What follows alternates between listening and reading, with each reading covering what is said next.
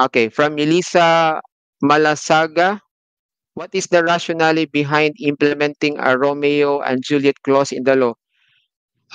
Kasi po, nire-recognize po ng batas na meron talagang mga minors na nag-iibigan. Before that, no, before discussing the rationale, I want to make it clear lang po na yung Romeo and Juliet age gap rule, nag-a-apply lang po yan when a minor is below 16 years of age. Hindi po yan nag-a-apply pag ang isang minor is 16 years old na. So, ano ba ang mga age groups na sakop ng Romeo and Juliet age gap rule? 13 to 16. So, dapat hindi lalagpas ng 3 years. 14 to 17 and 15 to 18. Pag 16 to 19 na, hindi na po yan sakop sa Romeo and Juliet age gap rule. I think there was one video I saw na sinasabi na nag-a-apply yung 3-year age gap sa 16 to 19. Hindi po. Dapat po, before it applies, dapat yung minor is below 16.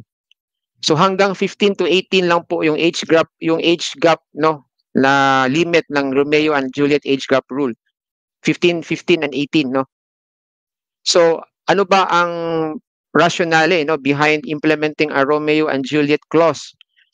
Sa pagkakaintindi ko po is meron talagang nag-iibigan, walang abuse, walang exploitation, tapos meron talagang consent galing sa magsing-irog na nag-iibigan sila, nagmamahalan sila, tapos humantong sa pakikipagtalik.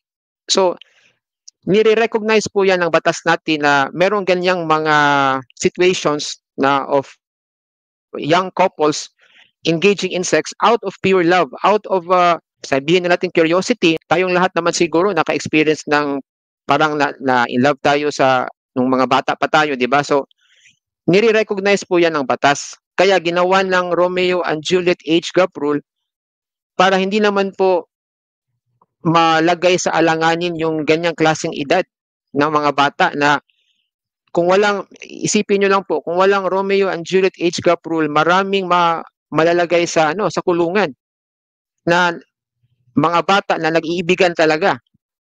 So yan, kino-consider po yan no, ng batas. Gaya nga ng sabi ni Sir Nico David, it's founded on love. Tama po yan.